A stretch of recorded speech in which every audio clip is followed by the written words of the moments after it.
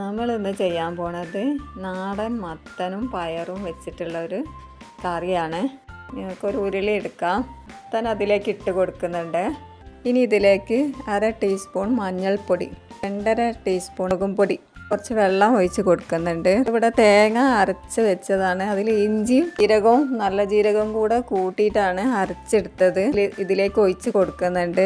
ഇതിൽ ആദ്യം വേവിച്ച് വെച്ചതാണ് പയർ, മമ്പയർ ഇതിലേക്ക് ചേർക്കുന്നുണ്ട്. കുറച്ച് വെള്ളം കൂടെ ഒഴിച്ച് കൊടുക്കുന്നുണ്ട്. കുറച്ച് കറിവേപ്പില ചേർക്കുന്നുണ്ട്. ഇനി ഇത് സ്റ്റൗവിലേക്ക് വെച്ച് കൊടുക്കാം. നന്നായി തിളച്ച് വന്നിട്ടുണ്ട്. ഇതിലേക്ക് ഒന്ന് വറവിടണം. അതിനൊരു പാൻ വെച്ച് കൊടുത്തിട്ടുണ്ട്. കുറച്ച് വെളിച്ചെണ്ണ ഒഴിച്ച് കൊടുക്കാം. കുറച്ച് കടുക് ഇടുന്നുണ്ട്. 3 വറ്റൽമുളക് കറിവേപ്പിലയും ചേർത്തിട്ടുണ്ട്.